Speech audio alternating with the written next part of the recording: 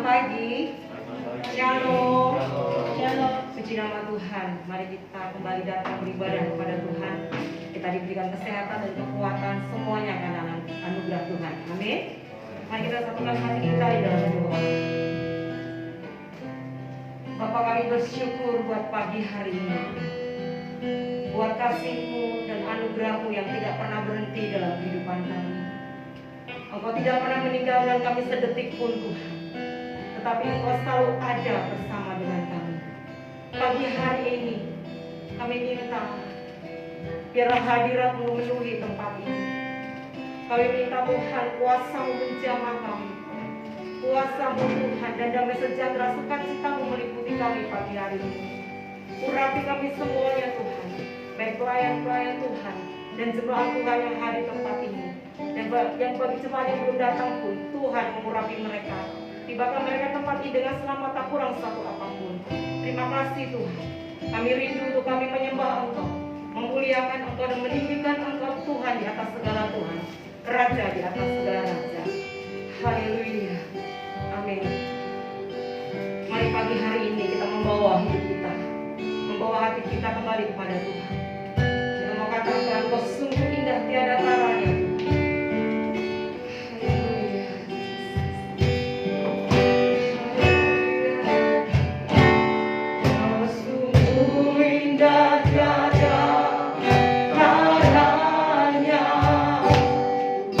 Sungguh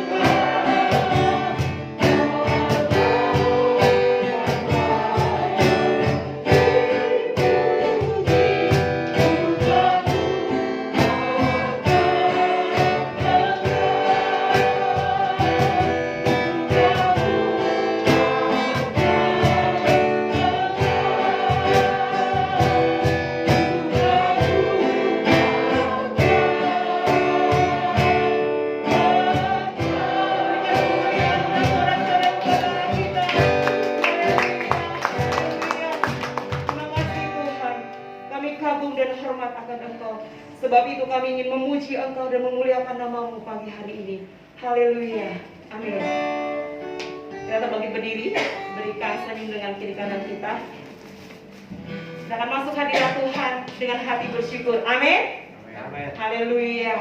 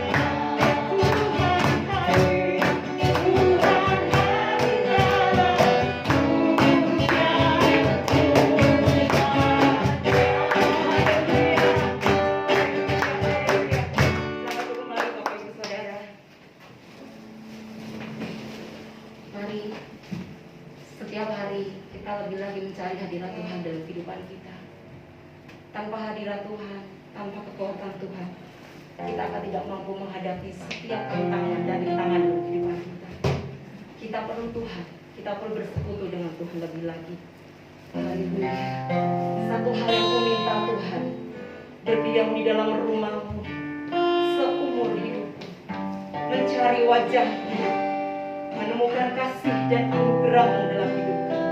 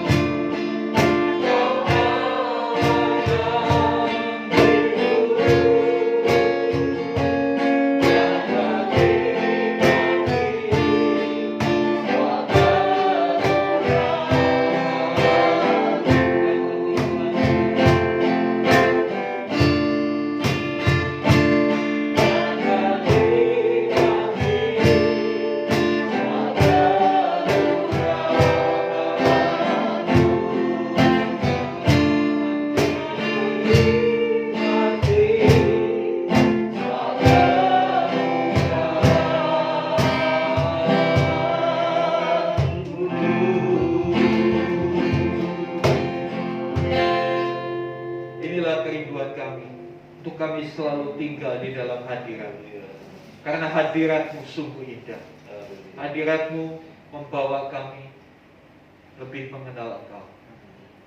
Semakin kami mengenal Tuhan, maka kami pun semakin terkagum-kagum akan karya. Sungguh Engkau luar biasa Tuhan. Kasih-Mu sempurna, tiada duanya.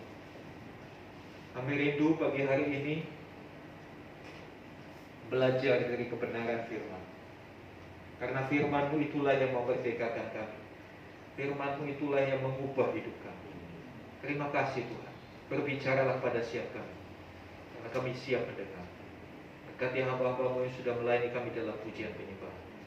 Kiranya apa yang mereka sudah persembahkan kepada Tuhan menjadi sesuatu yang menyenangkan hati Tuhan. Terima kasih Tuhan. Di dalam nama Tuhan Yesus kami berdoa. Haleluya, haleluya. Amin. Shalom Bapak Ibu. Ya, pagi hari ini kita masuk minggu pertama bulan Februari. Tidak terasa waktu begitu cepat. Sepertinya kemarin kita baru tahun baru. Sekarang sudah masuk bulan baru.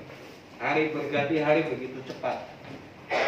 Saya percaya setiap kita melangkah maju bersama dengan Tuhan. Seperti yang kita canangkan di awal tahun ini, tahun perubahan. Mari berubah. Tapi itu hari ini kita akan belajar dari satu peristiwa, satu pribadi yang mengalami perubahan setelah berjumpa dengan Tuhan. Karena kunci perubahan yang pertama ya harus mengalami perjumpaan dengan Tuhan. Manusia itu kadang-kala gak bisa mengubah dirinya sendiri. Bukankah seringkali kita pastinya setiap kita rindu untuk menjadi pribadi lebih baik. Kita rindu untuk melepaskan kebiasaan-kebiasaan buruk kita. Kita rindu untuk melepaskan kelemahan-kelemahan kita. Tapi ketika kita berusaha melepaskan kelemahan-kelemahan kita dengan kekuatan kita, maka semuanya akan jadi sia-sia, gagal, selalu gagal. Kita selalu jatuh kepada hal yang sama, berulang-ulang.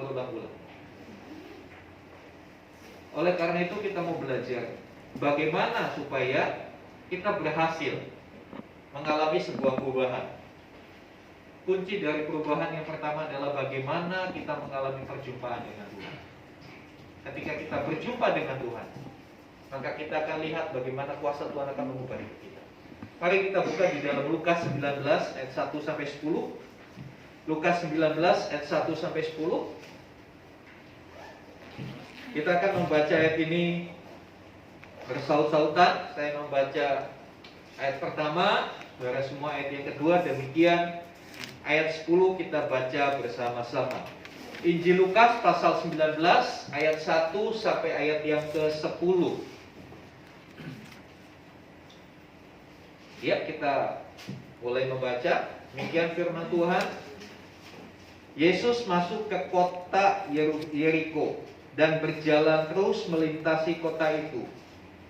Di situ ada seorang bernama Sakeus, kepala pemungut cukai, dan ia seorang yang kaya. Ia berusaha untuk melihat orang apakah Yesus itu, tetapi ia tidak berhasil karena orang banyak, sebab badannya pendek. Maka berkali-kali ia mendahului orang, lalu mengajak orang arah untuk melihat Yesus yang akan lewat di situ.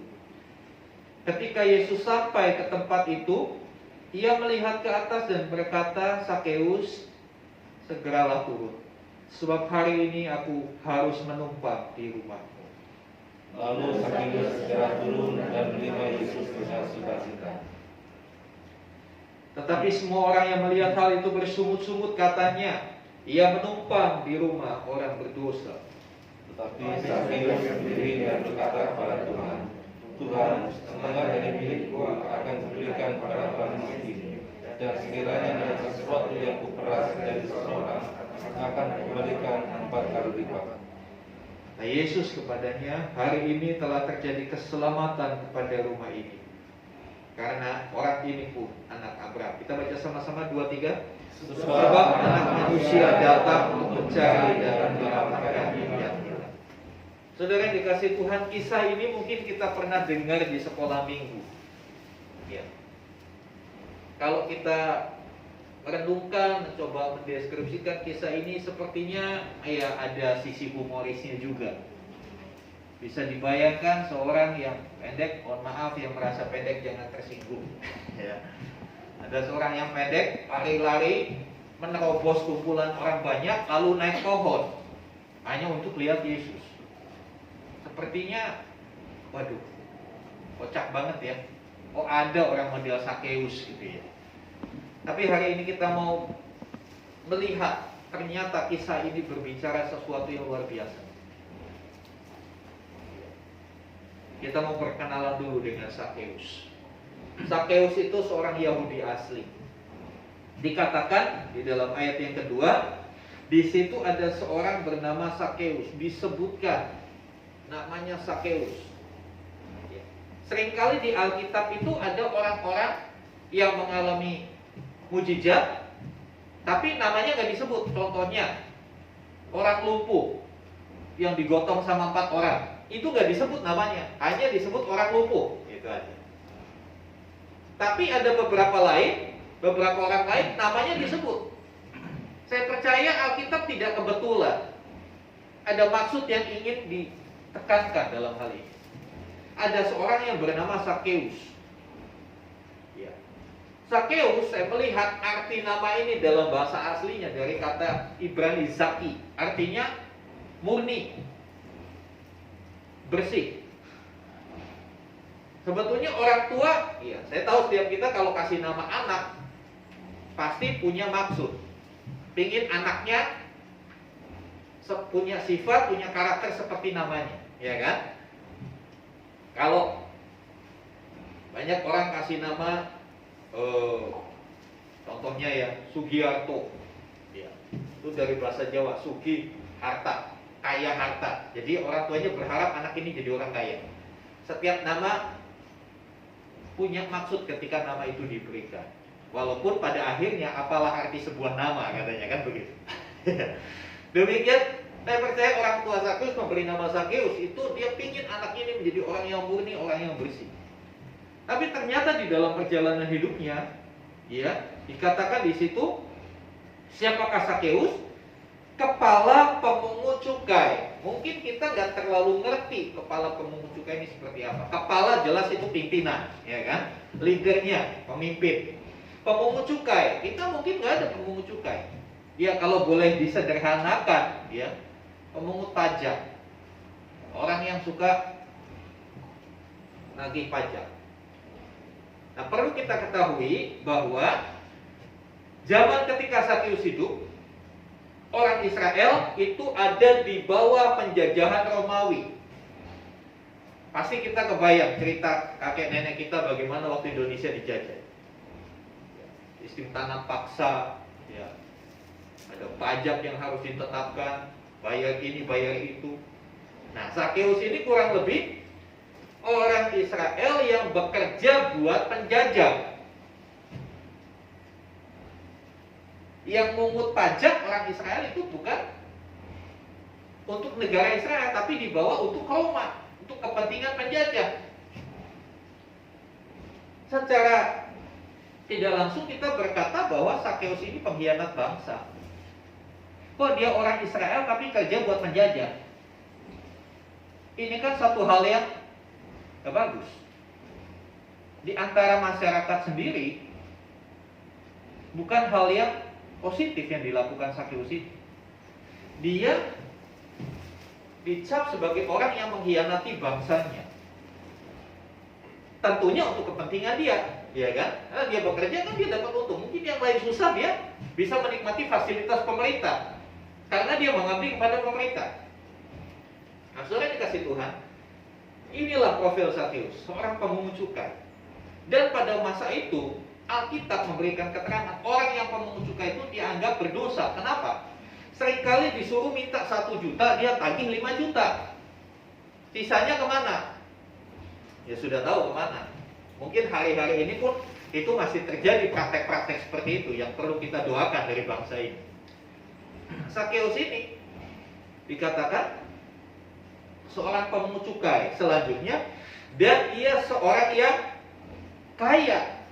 Kaya dalam pengertian di sini kaya harta, gitu ya. Dari pekerjaannya pemungut cukai dia menjadi seorang yang kaya. Padahal dalam proses dia melakukan pekerjaan banyak kecurangan-kecurangan, banyak ketidakbenaran-ketidakbenaran yang dia lakukan hanya untuk memperkaya diri sendiri. Tetapi kita lihat selanjutnya, dia kepala pemungut cukai, orang kaya. Boleh dianggap ditambahkan di situ pengkhianat bangsa. Dia kerja buat bangsa lain, berani nekan bangsanya sendiri untuk kepentingannya dirinya sendiri dan untuk kepentingan penjajah. Tapi ada satu yang menarik ketika kita membaca selanjutnya, dikatakan ayat yang ketiga, ia berusaha untuk melihat orang apakah Yesus itu. Nah, kalimat ini yang membuat saya bertanda tanya. Seorang yang kaya, punya kedudukan, punya anak buah, karena dia kepala kan dia pasti punya anak buah. Punya kedudukan, punya anak buah, kaya. Dia tentunya mendapatkan berbagai fasilitas dari pemerintah Romawi, kemudahan demi kemudahan. Bisa akses pergi kemana-mana gampang. Tapi di dalam ayat yang ketiga, ia berusaha untuk melihat. Kata berusaha itu menunjukkan satu kesungguh-sungguhan, bukan sepintas lalu, bukan iseng. Ya, namanya orang berusaha pasti dengan sungguh-sungguh, dengan berbagai cara. Dia berusaha untuk melihat orang apa Yesus itu. Kenapa dia berusaha sungguh-sungguh? Ingin melihat. Dengan kata lain, ada perasaan dia penasaran. Dengan kata lain, si Sakeus ini penasaran, ingin ketemu Yesus. Apa kira-kira menurut saudara yang membuat Sakeus penasaran? Pasti dia sudah mendengar informasi tentang Yesus.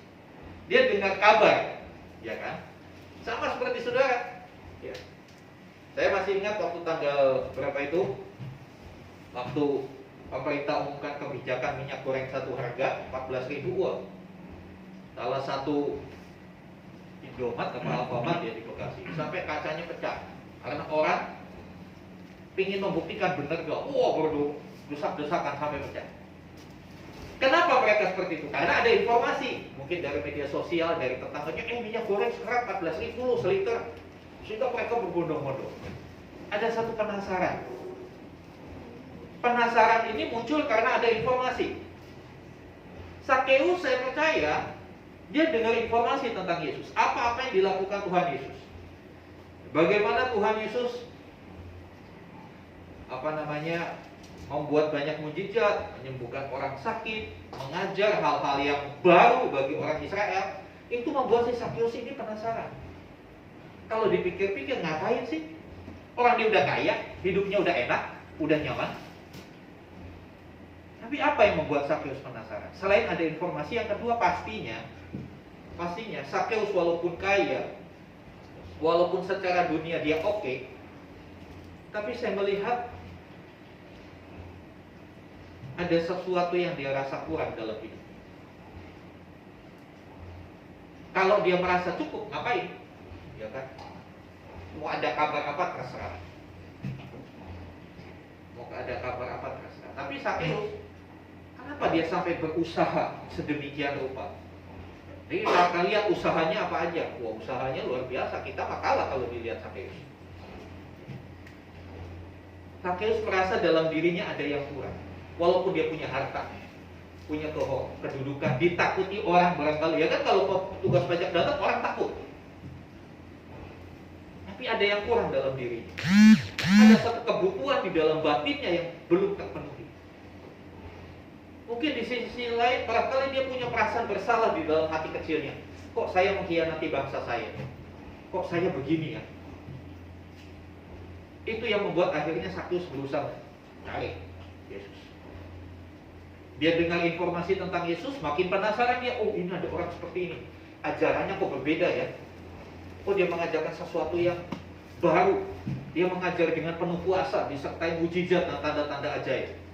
Itu yang membuat akhirnya Sakeus berusaha untuk melihat orang apakah Yesus. Apakah kita memiliki kerinduan untuk mencari tahu seperti apa Yesus itu.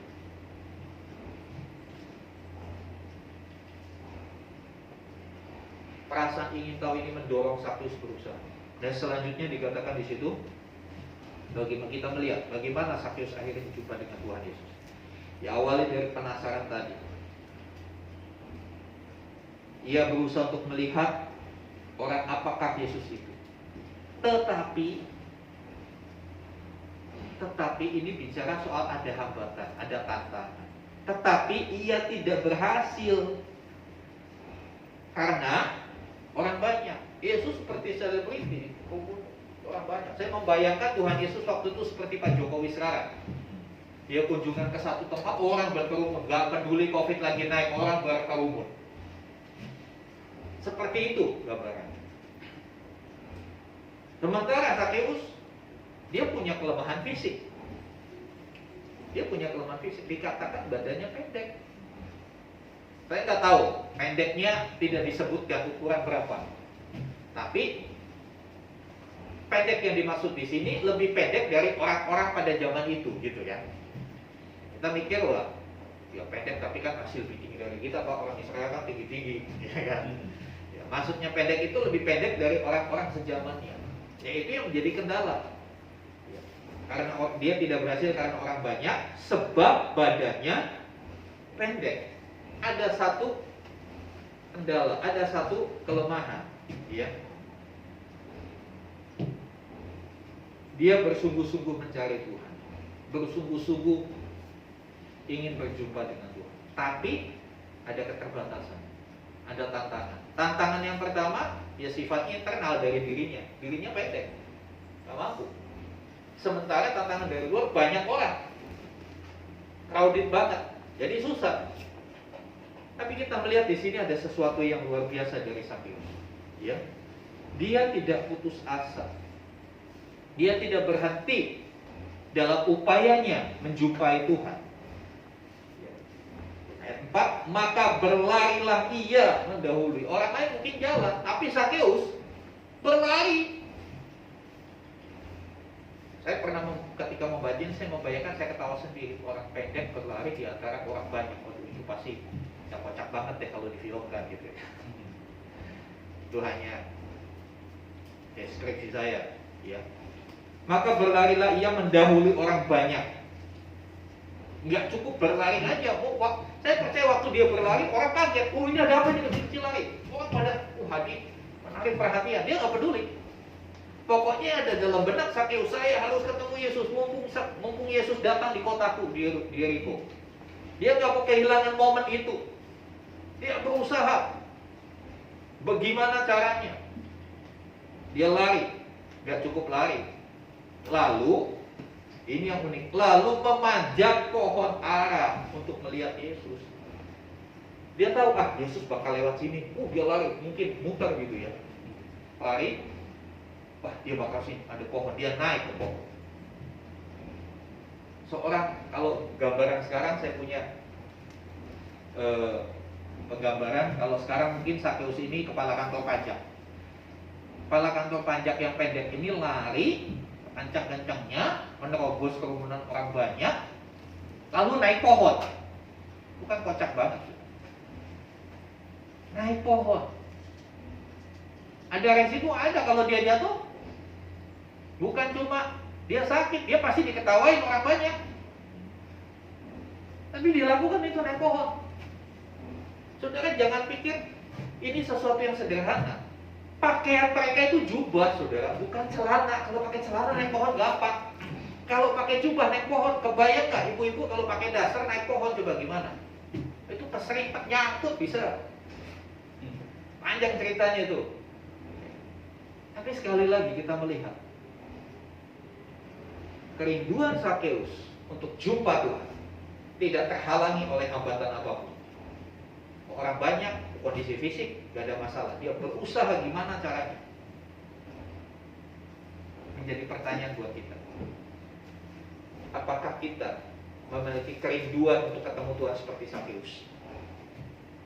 Kita gak perlu manjat pohon. Kita gak perlu lari-lari. Kadang-kadang Untuk meninggalkan tempat tidur saja susah sekali kita. Kita belajar dari Sakeus. Si pemungut cukai, si pengkhianat ini, si pemeras rakyat. Tapi di sisi lain ada satu kerinduan untuk jumpa dengan Tuhan. Dan ternyata dia tidak bertepuk sebelah tangan. Yesus tahu. Ayat selanjutnya membuat saya tercengang. Dikatakan, ya, lalu ia memanjat pohon untuk melihat Yesus yang akan lewat di situ. Ayat 5, ketika Yesus sampai ke tempat itu, penggambaran saya Yesus ada di bawah pohon, di pohonnya. Dia berhenti. Nggak ada istimewanya pohon itu, hanya pohon ara biasa. Pohon ara di Israel pohon yang umum, seperti pohon mangga di sini, nggak ada yang istimewa. Tapi yang membuat pohon itu istimewa karena ada Sakeus di atas.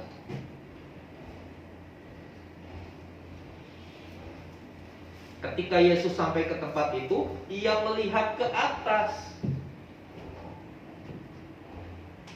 Berhenti di pohon, kebayangnya. Kemudian dia lihat ke atas. Dia langsung bicara. Sakeus, segeralah turun, sebab hari ini aku harus menumpang di rumah. Yang menarik dari perkataan Tuhan Yesus, Tuhan Yesus langsung panggil namanya Sakeus. Pertanyaannya, Tuhan Yesus kenalan di mana? Ini kan luar biasa ya. Kalau kita baca, ya udah biasa aja. Tapi ketika kita membaca Alkitab itu dengan penuh kerinduan, dengan penuh antusias untuk kita tahu apa sih maksud Tuhan dari ayat-ayat ini, kita akan menemukan hal-hal yang ajaib. Tuhan Yesus nggak disebutkan di pasal-pasal sebelumnya. Sakeus pernah ketemu Tuhan Yesus kan? Ini kali pertama. Tapi Tuhan Yesus langsung sebut namanya. Sakeus, turunlah. Ketika saya membaca ini saya merinding. Kalau saya berseru, Tuhan kau luar biasa. Engkau mengenal setiap kita. Tuhan tahu setiap kita. Karena kita ini buatannya. Dia tahu siapa kita. Dan sore dia juga tahu sebobrok apa kita. Mungkin kita bisa tutupi dengan topeng di depan manusia, tapi di hadapan Tuhan kita terbuka. Tuhan tahu. Kita mungkin berkata saya nggak gitu. Tuhan tahu. Ini yang membuat saya gemetar di hadapan Tuhan. Kau tahu. Jadi jangan pernah sembunyikan sesuatu yang buruk di hadapan Tuhan. Itu tidak akan pernah berbunyi. Tapi justru dengan kita tampil apa adanya, menghadap Tuhan dengan segala keberadaan kita, dengan kita berkata, ya Tuhan, aku memang orang berdosa, aku memang belum sempurna ya Tuhan. Titik itu yang membuat perubahan itu terjadi.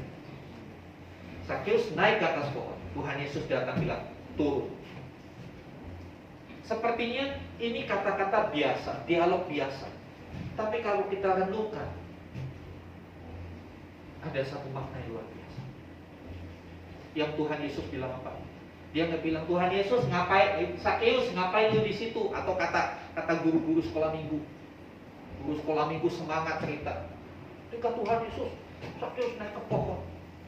Tuhan Yesus jalan. Kalau Tuhan Yesus bilang, Lazarus, ya salah kan?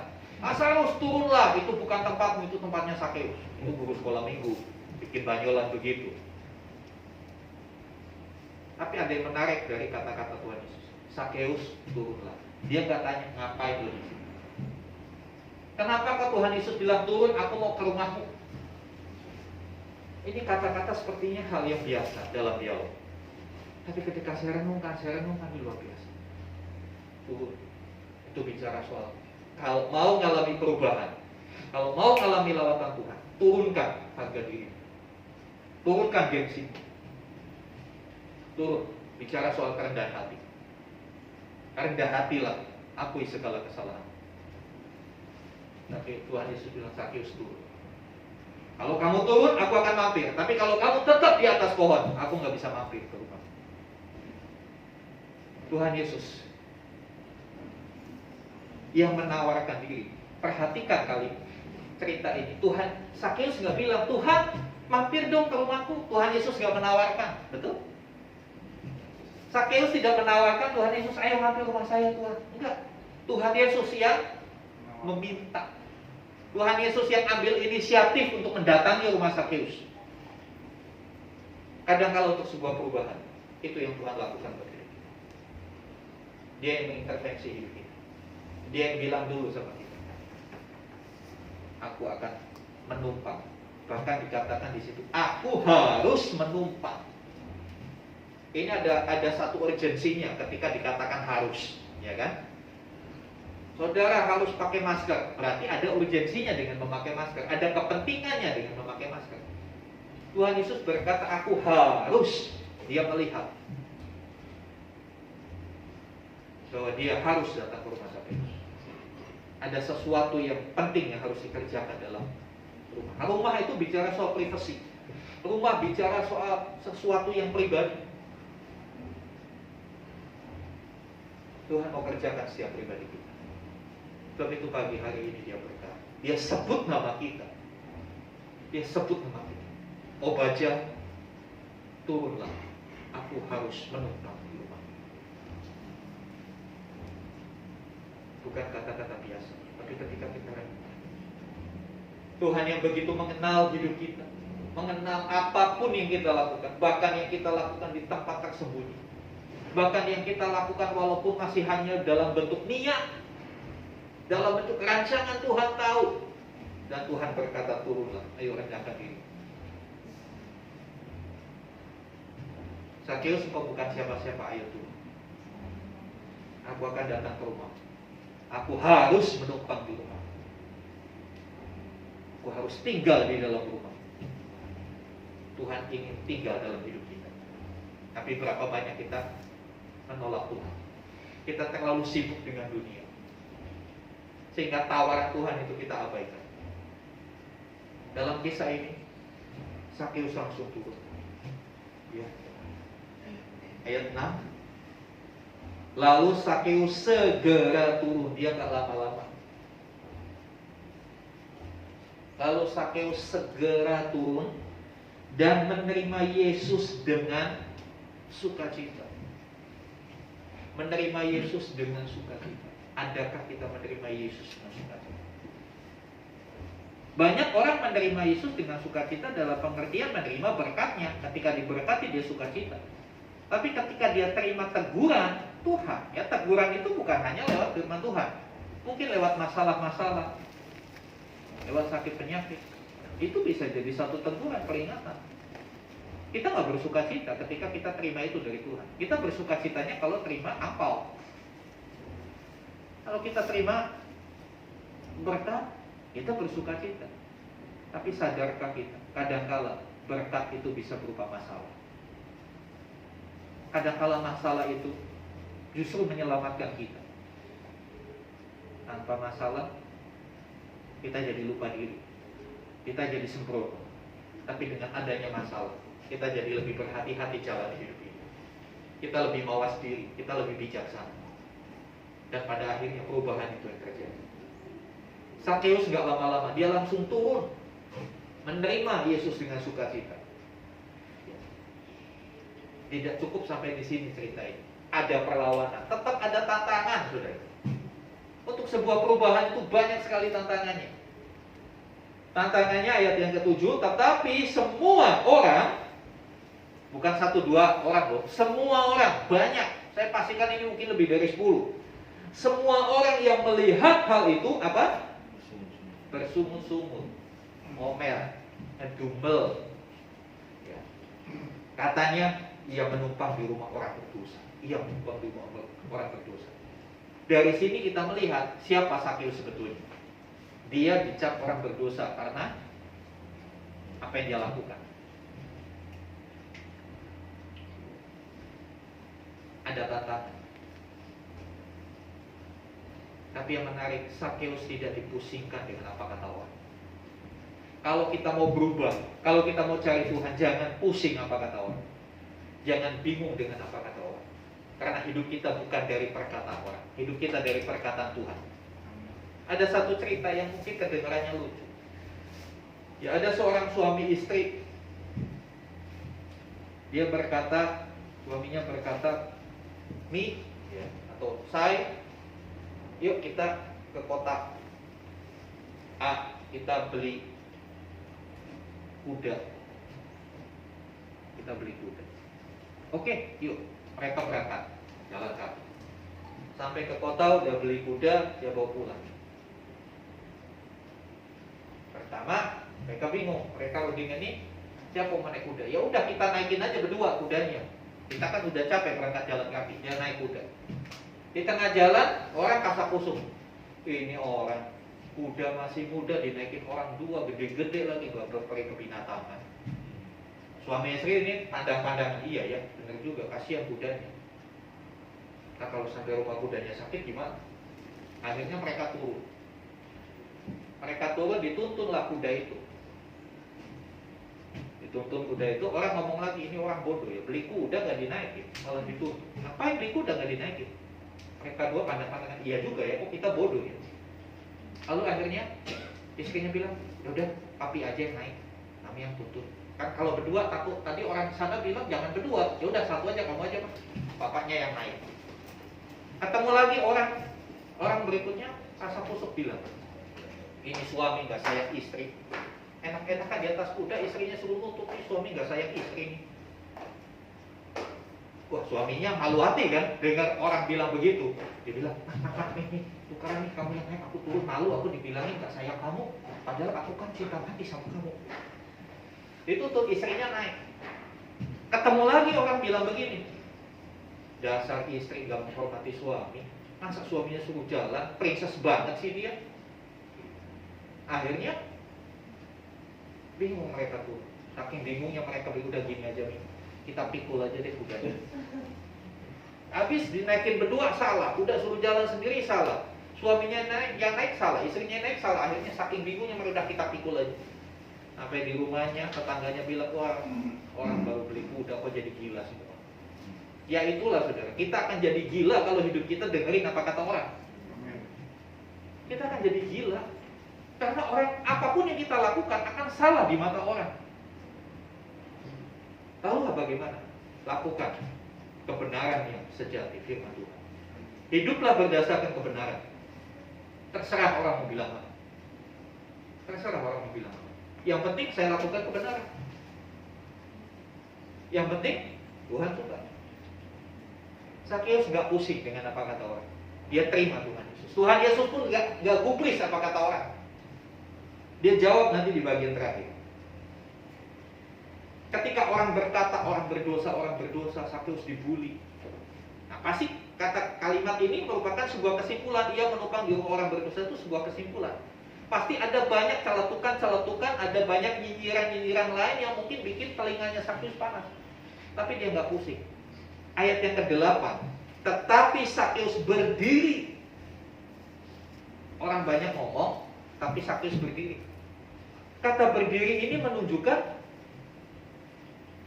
ada komitmen, ada tekad yang diambil Sakeus. Kalau orang udah berdiri kan dia menunjukkan dia siap. Kalau posisi duduk ini kan santai. Kalau Anda berdiri, Anda nggak akan ngantuk. Tapi kalau Anda duduk, Anda kan aduh AC. Ya. Tapi kalau berdiri itu menunjukkan kesiap-siapan, satu tekad yang penuh untuk berubah. Sakeus berdiri, dan bukan hanya berdiri, ada deklarasi yang dia katakan, ada pernyataan sikap yang dia katakan, dan berkata kepada Tuhan. Dia berkata kepada Tuhan loh, gak berkata kepada orang banyak. Berapa banyak kita terlalu asik berkata kepada orang banyak demi pencitraan. Setiap niatmu katakan kepada Tuhan, nanti Tuhan yang akan membuat niatmu berhasil. Ketika kita katakan niat sama orang, orang paling bisa nyinyirin kita, mencemooh kita. Apa yang Tuhan Sakeus katakan? Tuhan, setengah dari milikku akan kuberikan kepada orang miskin. Setengah dari miliknya itu pasti banyak, dia orang kaya loh. Setengah dari milikku aku kasih kepada orang miskin. Saudara, mungkin kita nggak se-ekstrim Sakeus, tapi dia berani ambil satu tindakan pertobatan yang luar biasa. setengah dari milikku aku kasih orang miskin. Selanjutnya gak cukup sampai di situ. Dan ada kata, dan sekiranya ada sesuatu yang kuperas dari seseorang, kira-kira ada gak? Ya pasti banyak. Kan dia pemungut cukai, stempelnya pemungut cukai selalu menarik lebih daripada yang seharusnya. Pasti banyak. Sekiranya ada sesuatu yang kuperas dari seseorang, akan kukembalikan 4 kali lipat. Kalau dia peras 1 juta, dia balikin 4 juta. Padahal hartanya separuh udah dikasih orang miskin. Yang separuh lagi dia siap kembalikan, dia siap tanggung konsekuensinya. Atas perbuatannya dia siap tanggung konsekuensinya. Dia bilang, aku akan balikin 4 kali lipat. Saudara yang dikasih Tuhan, secara ekonomi ini bangkrut apa bangkrut total harus? Ya kan? Separuhnya udah dikasih orang miskin. Yang sisanya kalau ada yang merasa ditipu, udah pasti banyak yang merasa ditipu. Cuma Alkitab ini gak ceritain selanjutnya. Pasti kalau Alkitab si penulis Lukas ini menulis, dilanjutkan cerita ini. Setelah itu orang berbondong-bondong datang ke rumahnya Sakeus minta ganti rugi. Pasti seperti itu. Iya kan? Perjumpaan dengan Tuhan menghasilkan sebuah perubahan yang radikal. Tapi kalau kita nggak pernah jumpa dengan Tuhan, ya berubahnya cuma berubah di mulut aja. Nggak lama, ya balik lagi. Tapi ketika orang jumpa dengan Tuhan, ada sesuatu yang terjadi. Ayat yang ke-9, Yesus kata Yesus padanya, hari ini telah terjadi keselamatan kepada rumah ini. Yang dilakukan Sakeus berubah, bayar harga, bertanggung jawab dari setiap kesalahannya. Tapi vonisnya Tuhan Yesus terjadi keselamatan. Yang 10, sebab anak manusia datang untuk mencari dan menyelamatkan yang hilang. Saudara yang dikasih Tuhan, dari kisah Sakeus biarlah kita belajar. Kalau kita mau berubah, yang pertama, berubah itu dimulai dari berjumpa dengan Tuhan. Kalau mau berjumpa dengan Tuhan, banyak tantangannya, banyak kesulitannya. Mau berdoa tiap hari, banyak kesulitannya. Mau baca Alkitab tiap hari, banyak kesulitannya. Betul apa benar? Tapi mari kita mau seperti Sakeus, lawan setiap kesulitan. Berjuanglah sungguh-sungguh, carilah Tuhan dengan segenap kekuatan. So, ketika engkau jumpa dengan Tuhan, Tuhan kenal. Dia akan panggil kita, dia akan sebut nama kita. Itu menunjukkan dia benar-benar mengenal kita. Siapa kita sebetulnya dia? Bagian mana dari hidup kita yang perlu diperbaiki, Tuhan tahu. Mungkin suamimu, istrimu gak tahu. Mungkin pendetamu gak tahu. Tapi Tuhan tahu bagian mana dari hidupmu yang perlu diperbaiki. Ketika kita mau jumpa dengan Tuhan, ketika kita mau terima Tuhan Yesus dalam rumah kita, dalam hidup kita, maka perubahan yang radikal itu terjadi. Perubahan yang permanen, bukan perubahan yang sementara. Beberapa penafsir Alkitab dari catatan-catatan sejarah menyebutkan sejak peristiwa itu Sakeus berhenti dari pekerjaannya dan mengikut Tuhan. Dulu dia mengasihi banget pekerjaannya karena itu mendatangkan keuntungan. Setelah jumpa dengan Tuhan Yesus, Sakeus berjanji, Sakeus bernyanyi, yang kukasihi kini lenyap, yang lebih baik aku dapat. Dulu dia berpikir hartanya membuat dia bahagia. Ternyata tadi kita lihat ada sesuatu yang kurang. Jadi ketika dia dengar tentang Tuhan Yesus, dia penasaran. Harta, kekayaan dunia tidak akan pernah memuaskan dia. Hanya Kristus yang memuaskan dia. Sebab itu, mari kita mengejar dia. Mari kita mencari dia. Dapatkan dia. Sampai dia panggil nama. Dan dia berkata, aku akan menemukan. Aku harus menemukan. Biarlah kita sediakan hati kita untuk menjadi tempat tumpangan. Mari kita berikan tumpangan bagi Tuhan di dalam hidup. supaya akhirnya seperti lagu tadi. Lebih baik 1 hari di pelataran daripada 1000 hari di tempat. Biarlah kita bisa menikmati bait. Diam di dalam rumah Tuhan bukan berarti semua jemaat Tuhan daftar mau ikut kayak Niki tinggal di gereja ini. Bukan seperti itu. Mohon maaf nggak bisa nampung. Kita belum ada fasilitasnya untuk menampung saudara. Tapi diam di rumah Tuhan artinya berada di dalam hadirat Tuhan senantiasa. Kapan hadirat Tuhan kita rasakan? Bukan hanya pada saat ibadah. Dalam pekerjaan pun kita bisa rasakan hadirat Tuhan.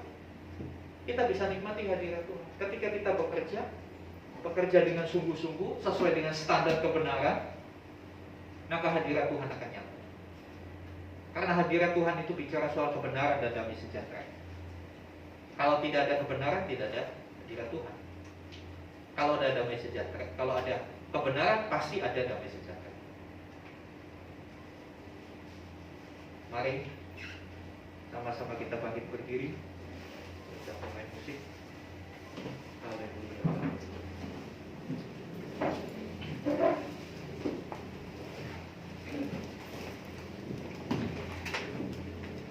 Saudaraku, barangkali kita tidak sebejat Sakeus, tapi pastinya setiap kita punya kelemahan. Pastinya setiap kita ada sisi-sisi buruk dalam hidup ini. Mungkin kita bisa sembunyikan itu dari saudara-saudara kita, dari orang lain. Tapi Tuhan kenal kita.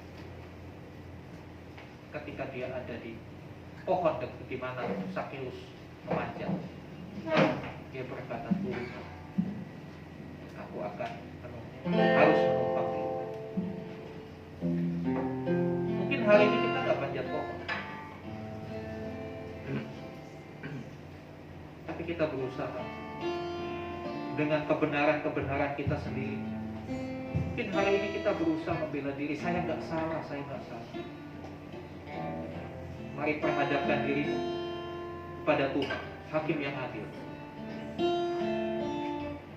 Biarlah kita mau turunkan gengsi kita, turunkan harga diri kita, dan kita berkata, "Iya Tuhan, mampirlah di hidup, ubah hidup, buat perubahan dalam hidupku." Sebelum kita masuk perjamuan kudus, ambil waktu beberapa saat. Dia pribadi berdoa. Jangan sampai kau pulang dari tempat ini tanpa kau berjumpa dengan Tuhan. Masih ada waktu beberapa menit. Jumpai Tuhan dengan segala keberadaan kita. Maka kau akan pulang dengan sebuah perubahan di dalam hidup.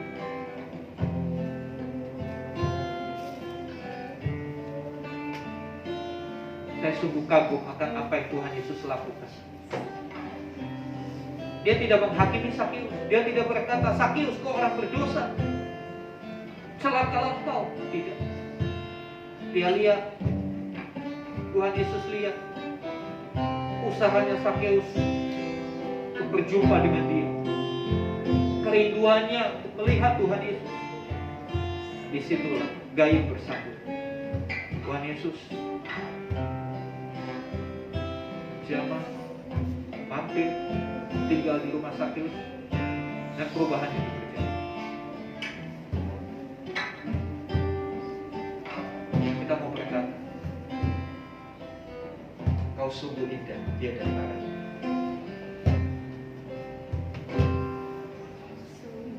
indah tiada taranya, sungguh menakjubkan,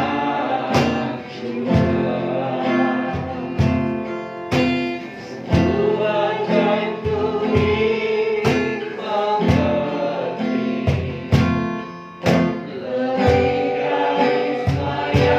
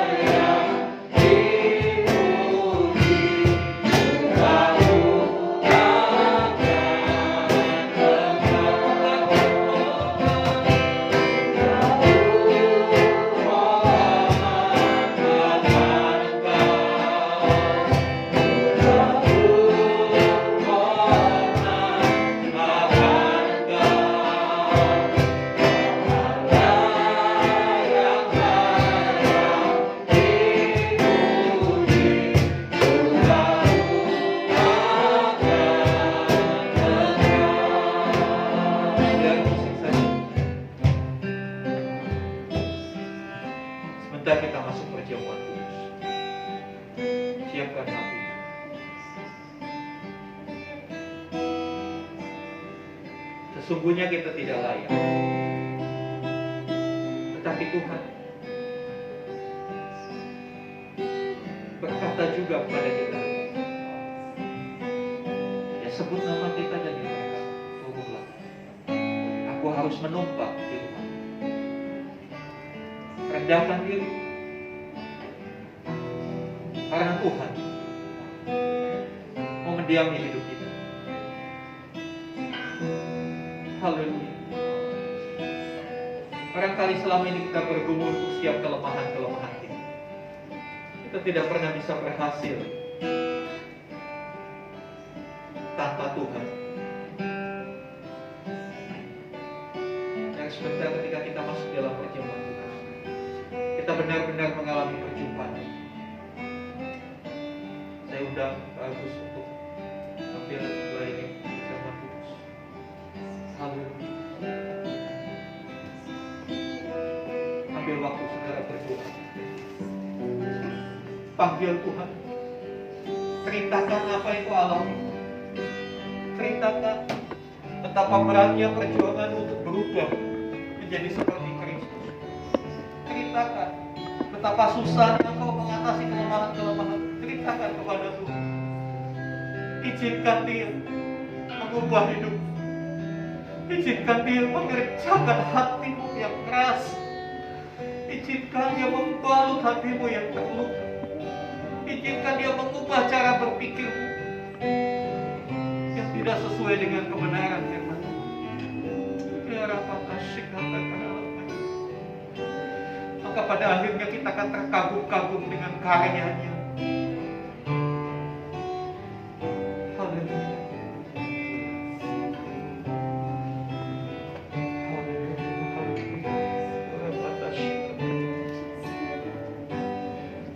Di tengah-tengah kami ada roti dan anggur. Kami menyerahkan roti dan anggur yang adalah buatan tangan manusia berdosa kepada Tuhan. Suci kuduskan layakan untuk menjadi sarana perlambang tubuh dan darah Tuhan yang akan kami nikmati dalam perjamuan kudus. Biarlah hati kami dipenuhi dengan kerinduan akan Tuhan. Biarlah hati kami terbuka untuk hadir.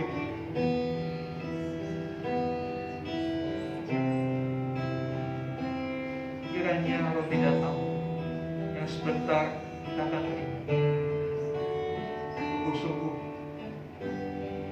menyadarkan kita tubuh dan darahnya sudah dihancurkan hanya untuk menembus yang berdosa, yang bobrok, yang dusta. Bukan hanya menebus, tapi memulihkan dan memperbaiki hidupnya, menjadikan kita ciptaan yang baru.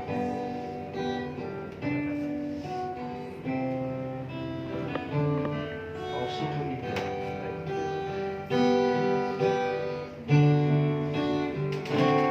Oh, sungguh indah tiada taranya. Sungguh ajaib. Sungguh ajaib untuk dimengerti. Lebih dari semua yang ada. Hikmatmu tiada terselahi. Kasihmu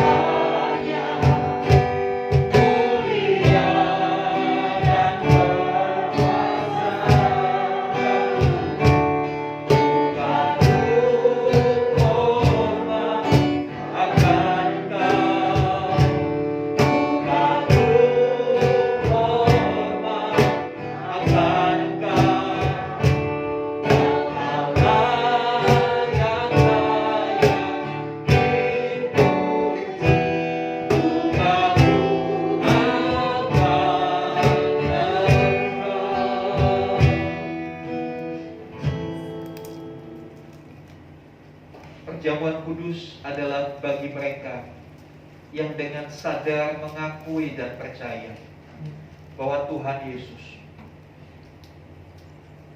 telah disalibkan untuk menebus dosa setiap orang yang percaya. Setelah itu dia bangkit pada hari yang ketiga. Dia naik ke surga dan dia akan datang kembali kali yang kedua menjemput kita, membawa kita masuk dalam kebahagiaan kekal bersama dengan Dia. Supaya di mana Tuhan Yesus berada, di situ pun kita berada. Jadi pastikan Anda yang mengambil perjamuan kudus, Anda mempercayai berita Injil.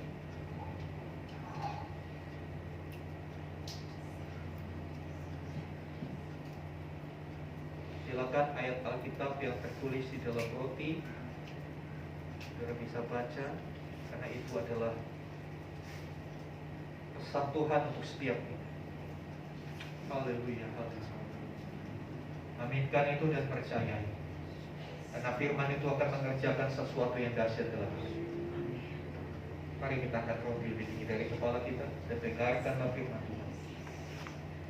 Sebab apa yang telah kuteruskan kepadamu telah aku terima dari Tuhan, yaitu bahwa Tuhan Yesus pada malam waktu Ia diserahkan mengambil roti, dan sesudah itu Ia mengucap syukur atasnya.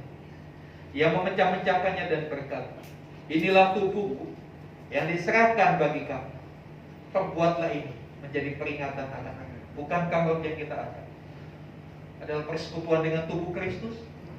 Amin. Kita makan bersama-sama di dalam nama Tuhan Yesus.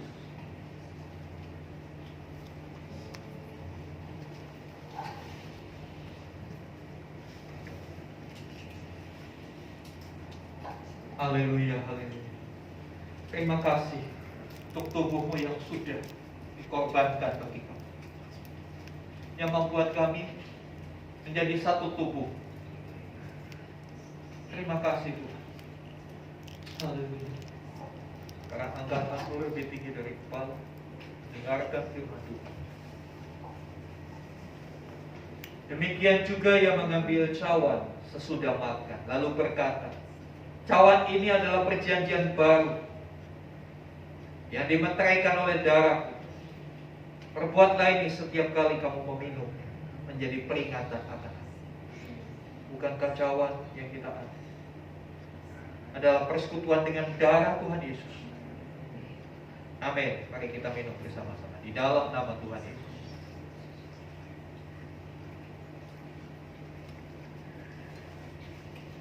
Haleluya, mari ucapkan syukur. Mari ucapkan syukur untuk apa yang sudah Tuhan kerjakan dalam hidup. Ya Rabbana syakata terus. Haleluya, haleluya. Ku kagum hormat akan Engkau.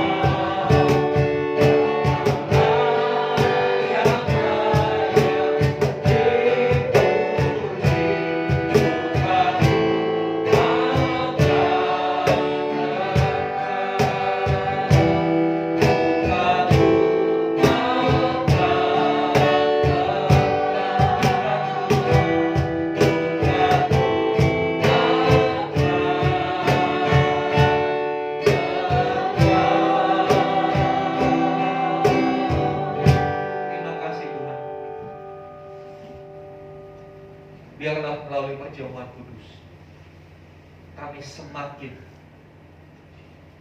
bersungguh-sungguh mencari Tuhan dari hari-hari kehidupan kami. Biarlah kami berjumpa dengan Tuhan.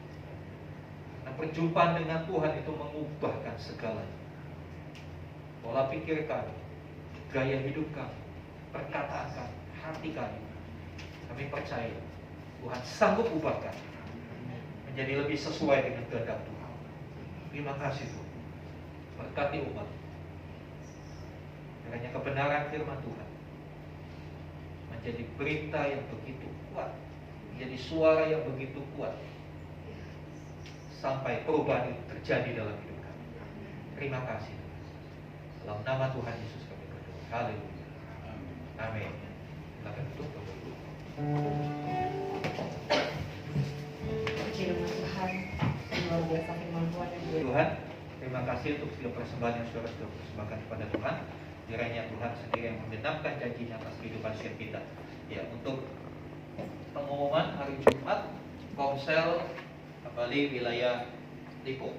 Ya, nanti teman-teman yang di Lipo bisa lakukan mau di tempat siapa. Ya, kemudian yang perlu saya sampaikan juga, tabungan tetap dibuka setiap minggunya untuk kita mengumpulkan biaya untuk kita reket. Terakhir saya perlu sampaikan, kasus COVID memang belakangan naik cukup tinggi. Tapi kita bersyukur kenaikan kasus tidak disertai dengan tingginya angka kematian. Hanya sebagian besar gejala ringan. Tapi bukan berarti lalu kita sembrono. Kita tetap ikuti protokol kesehatan. Karena walaupun gejala ringan, yang namanya sakit itu gak enak. Jangan coba-coba mengundang Omikron dalam tubuhmu, tapi undanglah Tuhan Yesus. Ya, karena yang dikasih Tuhan, itu saja yang bisa kami sampaikan. Kita akan bersama-sama bangkit berdiri. Kita akan naikkan doa-doa syafaat kita. Mari saya undang Pak Agus untuk pimpin kita dalam doa syafaat. Mari sama-sama kita bangkit berdiri.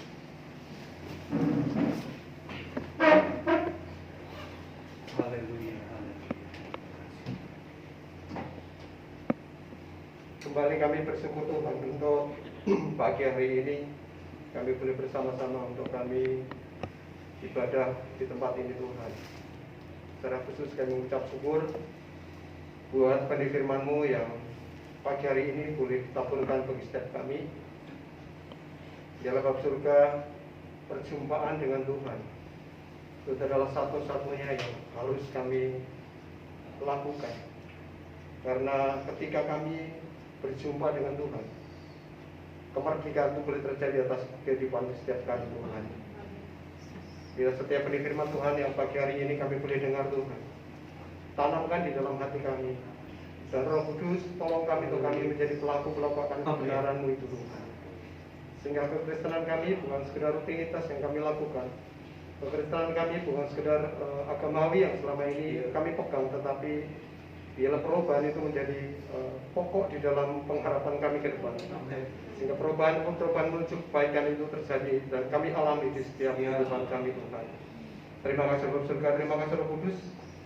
Kami sepakat berdoa untuk hamba-Mu Bapak Ubaja yang telah memberikan firman-Mu pada pagi hari ini. Bapak, biarlah Tuhan yang terus memberikan hikmat pengharapan, Tuhan yang memberikan kekuatan dan kesehatan, sehingga Tuhan yang terus pakai hamba-Mu untuk lebih lagi di dalam hari-hari ke depan Tuhan. Berkati keluarganya, istri maupun anak-anaknya Tuhan. Kami percaya keluarga ini adalah pemeliharaan Allah yang ajaib. Kami percaya keluarga ini semakin hari semakin menjadi teladan bagi setiap kami bahkan dimanapun keluarga ini berada Tuhan.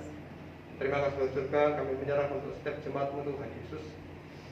Biarlah hari-hari ke depan Tuhan, kami bukan lagi menjadi seorang penonton. Kami bukan lagi seorang yang cuma sekedar tahu, tetapi kami mau mengalami Tuhan. Kami mau bahwa perjumpaan kami dengan Tuhan itu yang kami lakukan hari lepas hari, sehingga perubahan itu boleh dinikmati di tengah-tengah keluarga kami.